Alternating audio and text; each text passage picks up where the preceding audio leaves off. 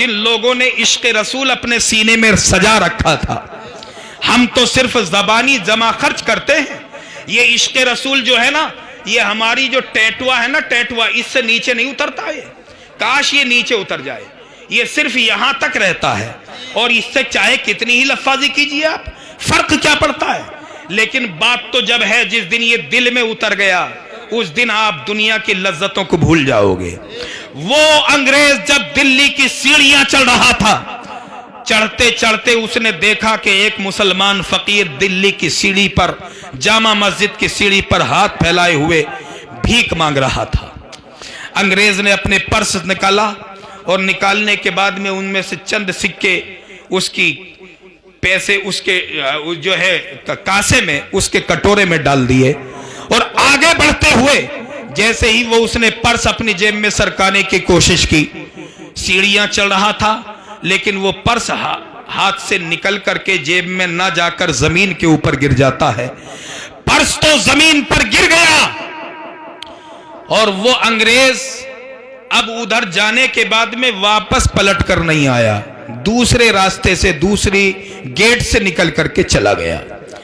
جس فقیر کو چند سکے دیے گئے تھے، اس فقیر نے آگے بڑھ کر کے اس پرس کو اپنے ہاتھ میں لے لیا اور اپنے قبضے میں کر لیا. اب ایمان دیکھیے گا، جسے نبی کا عشق ہوتا ہے، جو نبی کی محبت میں مست ہوتا ہے، تو اس کا رنگ کیا ہوتا ہے.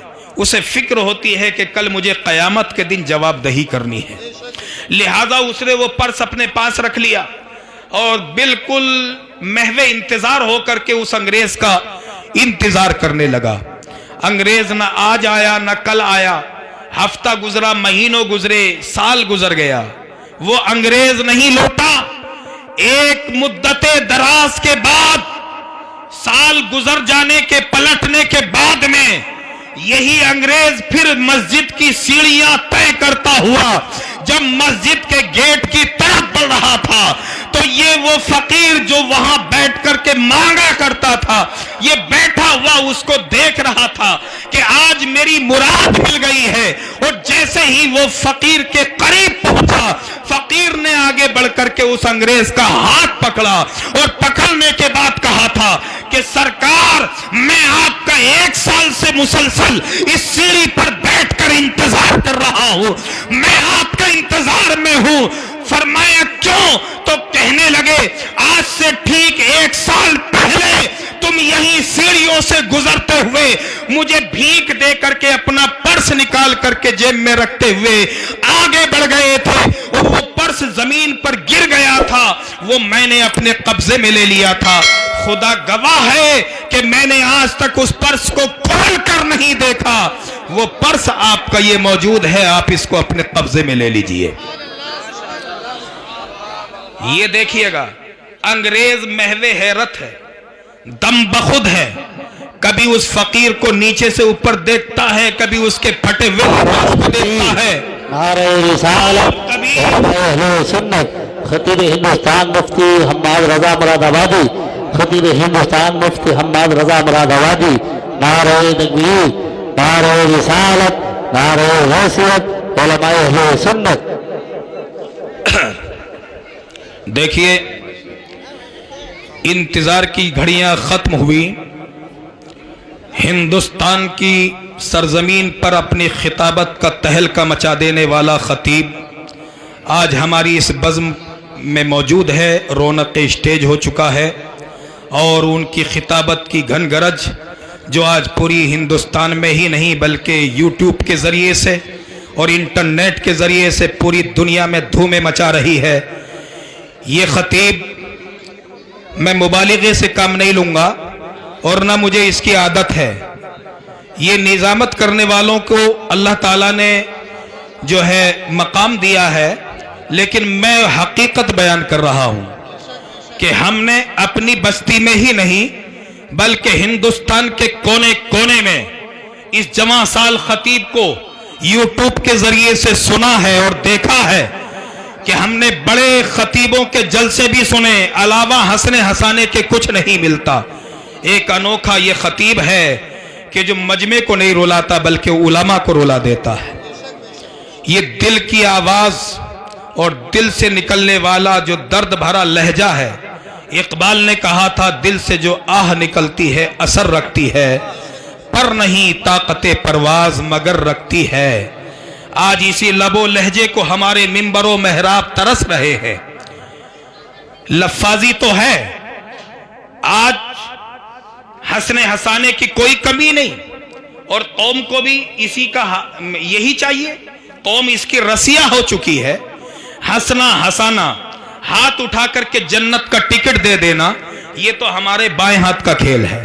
اور ہمارے نوجوانوں کو بھی بغیر نماز پڑھے، بغیر محنت کرے، اگر خالی نعرہ لگانے سے جنت مل رہی ہے تو ان کے باپ کا جائی کہہ رہا ہے اس میں۔ بڑے سستے سودے ہو رہے ہیں جنت کے، لیکن جنت تو ان سے پوچھو جسے یہ فکر ہے کہ آج اگر ہم نے 1% بے ایمانی سے لے لیا تو کل داور محشر کے حضور نبی کو کیا منہ دکھائیں گے۔ جسے نبی کی بارگاہ میں حاضری کا یقین ہے وہی تو یہ فکر کرے گا۔ یہ فقیر کھڑا تھا، پورا گندہ حال ہے، چہرے پر جھریاں پڑی ہوئی، لباس بوسیدہ، اور جھولی میں وہی چند سکے پڑے ہوئے۔ اس انگریز نے اپنا پرس دیکھا تو دیکھا کہ اس کے اندر جتنی رقم تھی بحفاظت موجود ہے۔ اس نے کہا یہ بتاؤ فقیر کہ تمہیں حاجت نہیں تھی؟ کہا حاجت تو بہت ہے، لیکن پھر تم نے اس کو استعمال کیوں نہیں کیا؟ کہنے لگے مجھے ایک فکر دامنگیر تھی، جس فکر نے مجھے 1 سال تک محو انتظار رکھا ہے۔ بس یہ بات سن لیجئے، اہل اسٹیج کی توجہ چاہوں گا اور اس کے بعد اپنی بات ختم کروں گا۔ اپنے جلسوں سے یہ بات لے کر جاؤ گے تو خدا کی قسم تمہارا جلسے کرنا کامیاب ہے۔ انجمن راہ نجات کے نمائندوں، تمہارے لیے میرا پیغام یہ نشر کیا جا رہا ہے جو میں آپ کے سامنے پیش کر رہا ہوں۔ یہ میری دل کی آواز ہے کہ کاش یہ فکر ہمارے دل کی دھڑکن بن جائے جو اس فقیر نے بیان کی تھی۔ ہم نبی کا جشن منا رہے ہیں، مفتی صاحب موجود ہیں، مجھے یہ فکر ہر وقت رہتی ہے۔ میرے نبی نے کہا تھا کہ تم تصویر کشی مت کیا کرو، اس لیے کہ اسلام میں تصویریں بنانا، تصویروں کا کھنچوانا منع ہے۔ آج اسی نبی کا یوم میلاد کے موقع پر عید میلاد النبی کی مبارکباد دینے کے لیے ان نیتاؤں کے ساتھ ہمارے نوجوان طرح طرح کے اسٹائل میں اپنے فوٹو کھنچوا کر اس پر لکھتے ہیں جشن عید میلاد النبی مبارک ہو۔ عید میلاد النبی مبارک دینے کے لیے کیا فوٹو کھنچوانے کے بعد ہی ضروری تھا؟ نوجوانوں، تم نے تو سب سے پہلے نبی کو تکلیف دی ہے۔ نبی نے کہا تھا فوٹو مت کھنچوانا، اور تم نے فوٹو لگا کر نبی کے نام کے ساتھ آویزہ کیے۔ گویا کہ سب سے پہلے نبی کا قانون توڑنے والے وہ بنے جنہوں نے نبی کی آمد کی خوشی منائی ہے۔ اس کے بعد میرے رسول نے کہا تھا کسی کا مال بلا اجازت مت ہڑپ کرو۔ ہم یہ دیکھ رہے ہیں کہ جو پوری رات تم قمقمے جلاتے ہو، ان قمقمے کے جلانے میں جو لائٹ استعمال ہو رہی ہے وہ تمہارے گھر کی لائٹ سے کنیکشن نہیں ہے، وہ ڈائریکٹ چوری کر کے تم نے نبی کا جشن منایا ہے۔ اس کے اوپر فتویٰ تو مفتیان کرام دیں گے۔ میرا یقین کہتا ہے کہ یہ سب کچھ اس لیے ناجائز و حرام ہے کہ یہ چوری کر کے کیا جا رہا ہے، اور نبی کے نام پر جو کام کیا جائے اس میں اگر اتنی بھی صفائی نہ ہو تو، اور اس میں اتنی پاکیزگی نہ ہو تو پھر اس کے اندر طہارت کیسے آ سکتی ہے اور ہمارے اندر نورانیت کیسے پیدا ہو سکتی ہے؟ شاید کہ میں اپنے حد سے بڑھ گیا ہوں، لیکن میں معافی چاہوں گا کہ میرے دل کی دنیا کے اندر جو انقلاب اٹھتا ہے، جو طوفان اٹھتا ہے، میں اس طوفان کی آپ کے سامنے منظر کشی کرنے پر مجبور ہوں کہ میری قوم کی جب یہ حالت ہے، کل قیامت کے دن ہمیں بھی اس بات کی فکر ہے کہ حضور کی آمد کی خوشی منانے کے لیے اسلامی طریقہ ایجاد ہونا چاہیے۔ ہمیں یہ کرنا تھا کہ نبی کی چھوٹی چھوٹی حدیثیں اور نبی کی سنتیں روزمرہ میں ہمارے معمولات میں کام آنے والی سنتوں کو ہم اپنے بچوں تک، اسکولوں تک اور غیر مسلم طلباء تک پہنچانے کے لیے کتابچے بناتے، ہندی اور انگلش میں تقسیم کر کے نبی کے پیغام کو دور تک نشر کرنے کی کوشش کرتے، تاکہ ہمارا یہ کام بہت آسان ہو جاتا۔ ہم دیکھتے ہیں کہ عیسائی مشینری پورے طریقے پر اپنے مذہب و ملت کی تعلیمات کو ہم تک پہنچانے کے لیے کتابیں تقسیم کرتے ہیں اور دنیا کی ہر زبان میں وہ اپنا پیغام لوگوں تک فری پہنچانے کے لیے اس کام کو کرنے کے لیے بڑی تیاریوں کے ساتھ لگے ہوئے ہیں. مگر ہم کیا چاہتے ہیں؟ ہم نمائش چاہتے ہیں. ہم نے یہ دیکھا کہ جو لوگ حضور کے یوم میلاد کو ہی بدعت کہتے ہیں نا مفتی صاحب، سنبھل کے اندر انہی بینروں پر ان کے فوٹو بھی لگے ہوئے ہیں. وجہ کیا ہے کہ اپنی سیاسی دکان چمکانے کے لیے وہ لوگ بھی عید میلاد النبی کا سہارا لے رہے ہیں. اب تک تو یہ ہوتا تھا کہ ہولی کی مبارکباد دینے کے لیے، دیوالی کی مبارکباد دینے کے لیے یہ نیتا اور سیاسی لوگ ان حربوں کو استعمال کرتے تھے، لیکن ان ناپاک ذہنوں نے اب نبی کے پاک نام کو اپنی ناجائز خواہشوں کے لیے استعمال کرنا شروع کر دیا اور اس کے اوپر اپنے فوٹو لگا کر کے لوگوں کو جھانسا دے رہے ہیں اور یہ سمجھ رہے ہیں کہ ہم بھی نبی کا یوم جشن میلاد منا رہے ہیں، جشن عید میلاد النبی منا رہے ہیں. میں یہ سمجھتا ہوں کہ جو حضور سے محبت کرتا ہے وہ ان دنوں میں زیادہ سے زیادہ کثرت کے ساتھ حضور کی محبت میں اپنا مال بھی خرچ کرتا ہے اور نبی کی محبت میں آپ کے ذکر کو بھی لذت کے ساتھ سنتا اور سناتا ہے، آپ پر درود و سلام بھی کثرت کے ساتھ پڑھاتا ہے. یہ اس کا معمول ہونا چاہیے. اسے شرم آ جانی چاہیے کہ جس نے 1 سال تک پورا 11 مہینے داڑھی مڈا کر کے نبی کی سنت کو نالی میں روندا ہے، اسے شرم آنی چاہیے کہ ماہ ربیع النور کا چاند نظر آئے تو وہ کم سے کم توبہ کر لے کہ نبی کی ولادت کا مہینہ آ گیا ہے تو میں اب نبی کی سنت کو اس طرح سے صاف نہیں کروں گا. یہ عہد و پیمان ہونا چاہیے تھا، یہ اس کے جذبے ہونے چاہیے تھے، لیکن ایسا نہیں ہوا اور یہ فکر نہیں ہوئی کہ نبی کو ہم کیا پیغام دیں گے، نبی کو کیا منہ دکھائیں گے، بلکہ بس اپنی مرضی کے مطابق جو چاہے آپ کا حسن کرشمہ ساز کرے. جو تمہیں اچھا لگے وہی محبت ہے اور جو تمہیں اچھا لگے وہی عقیدت ہے، وہی جذبات عقیدت ہے. فقیر کی گفتگو سن لو اور میں اپنی بات کو ختم کرتا ہوں. انگریز سے فقیر نے کہا تھا جیسے ہی آپ کا پرس گرا میں نے اس کو اس لیے اٹھا کر کے اپنے پاس امانت رکھ لیا کہ میرے نبی نے کہا ہے کہ امانت کو اس کے پاس تک پہنچانا یہ تمہاری ذمہ داری ہے. میں نے اس امانت کی حفاظت کی، رات و دن اس کا انتظار کیا کہ آپ ادھر آ جائیں. میں نے اس کو کھول کر اس لیے نہیں دیکھا کہ خیانت نہ ہو جائے، کہیں نیت میں فریب نہ آ جائے، اور انتظار اس لیے کیا ہے کہ میں نے دیکھا تھا کہ آپ عیسائی مذہب سے تعلق رکھتے ہیں اور میں ایک سچا مسلمان ہوں. روز محشر کے داور محشر کے حضور جب تمام خلقت جمع ہوگی تمہارے نبی حضرت عیسیٰ روح اللہ بھی ہوں گے اور میرے نبی محمد الرسول اللہ بھی جلوہ فرما ہوں گے. کل قیامت کے دن کہیں ایسا نہ ہو کہ تم جا کر کے داور محشر کے حضور جب پرسش ہو اور میں پکڑا جاؤں تو تمہارے نبی میرے نبی سے کہیں کہ تمہارے امتی نے میرے امتی کا پرس چرا کر کے اپنے پاس رکھ لیا تھا، امانت میں خیانت کر دی اور میرے رسول اللہ کو شرمساری ہو، شرمندگی ہو.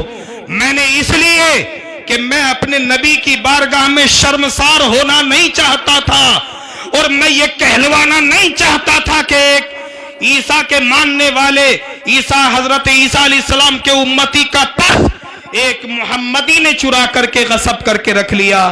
اس امانت کو آپ کے پاس پہنچانے کے لیے اس لیے آج تک میں نے انتظار کیا ہے اور خدا کا شکر ہے کہ میں اس کو پہنچانے میں کامیاب رہا. کل قیامت کے دن فخر کے ساتھ کہوں گا یا رسول اللہ آپ نے جو امانت داری کی تعلیم دی تھی میں نے اس کو بخوبی نبھایا. آپ کی بارگاہ میں اگر یہ عمل قبول ہو تو میں سمجھتا ہوں کہ میری شفاعت کے لیے بس اتنا ہی کافی ہے. انگریز نے اتنا سنا تھا، قدموں پہ بیٹھ گیا اور کہنے لگا خدا کی قسم جو مذہب اتنی سچی تعلیم دیتا ہے اپنے ماننے والوں کو، میں اس مذہب کا کلمہ پڑھ کر کے مسلمان ہونا چاہتا ہوں، یہ اسلام کی تبلیغ کا ذریعہ بنے. آج ہم تو اسلام سے لوگوں کو دور کرنے کا ذریعہ بنے ہوئے ہیں. جھوٹ ہم بولتے ہیں، زنا ہم کرتے ہیں، بدکاریاں صادر ہو رہی ہیں، ہمارے نوجوان شراب و کباب میں مست ہیں. کون سی ایسی برائی ہے جو ہمارے اندر نہیں ہے؟ رمضان آئے تو ہم نہیں رکتے، ربیع النور آتا ہے تو ہم باز نہیں آتے. محرم کے مہینے میں البتہ کھچڑا کھانے کے لیے چمچ یقیناً جیب میں ہر وقت رہتی ہے، اس لیے کہ ہم حسینی ہیں۔ وہ جو کسی حسینی نے کہا تھا نا کہ گھر میں جانے کے بعد بیوی کو پریشان کیا، بیگم جلدی اٹھو پیٹ میں درد ہو رہا ہے۔ بیگم نے کہا کیا ہوا؟ کہنے لگے کھانا زیادہ کھا لیا ہے، نیاز کھا کے آ رہا ہوں، پیٹ میں درد بہت زیادہ ہے۔ تو اس نے کہا تھوڑا سا چورن لائی ہوں، یہ کھا لو۔ تو کہنے لگا کمبخت تجھے پتا نہیں، اگر میرے پیٹ میں اس چورن کے لائق گنجائش ہوتی تو ایک چمچ حلیم ہی اور زیادہ کھانا لیتا۔ یہ ہمارے حسینی ہونے کی شہادت ہے۔ ہم لوگ تو ایسے حسینی بنتے ہیں، ایسے محمدی بنتے ہیں۔ حسینی کون ہوتا ہے؟ سیرت و کردار کے آئینے میں سچا مسلمان کون ہے؟ آ رہے ہیں آپ سے خطاب کرنے کے لیے حضرت علامہ مفتی حماد صاحب۔ میں زیادہ دیر حائل نہیں رہوں گا، 11 بجے کا ٹائم دیا گیا تھا لیکن تھوڑا سا اوور ہو گیا، میں معذرت چاہتا ہوں۔ اور میں تمام اپنے باہر سے آئے ہوئے مہمانان حضرات کے سامنے پھر ایک مرتبہ شکریہ ادا کرتا ہوں انجمن راہ نجات کے ان نوجوانوں کا جنہوں نے اس بزم کو سجایا۔ الحمدللہ میں تمام مہمانوں کے سامنے ان کی معلومات کے لیے عرض کرتا ہوں، ہماری بستی جو بہت چھوٹی ہے لیکن الحمدللہ ایک خوبصورت ادارہ اور بہترین مسجد یہاں پر موجود ہے، جس میں باہر کے مہمانان رسول بھی قیام کرتے ہیں۔ تقریباً 8 مدرسین یہاں پر درس و تدریس کی خدمات انجام دیتے تھے۔ لاک ڈاؤن کی وجہ سے ابھی فی الحال یہ کام موقوف ہے، لیکن خدا انشاءاللہ توفیق دے تو یہ موقع پھر ملے گا۔ یہیں پر ایک انجمن راہ نجات کے نام سے نوجوانوں کی تنظیم ہے جو خدمت خلق کے کاموں کو انجام دیتی ہے، جس میں غرابہ کی مدد بھی شامل ہے۔ پروگرام کرانا، جلسے کرانا، یہ بھی اس بزم کی ذمہ داری ہے۔ میں دعا کرتا ہوں اور اہل اسٹیج سے التماس کرتا ہوں کہ دعا کریں کہ ہمارے ان نوجوانوں کے حوصلوں کو اللہ تعالیٰ بلندیاں عطا فرما دے، آمین۔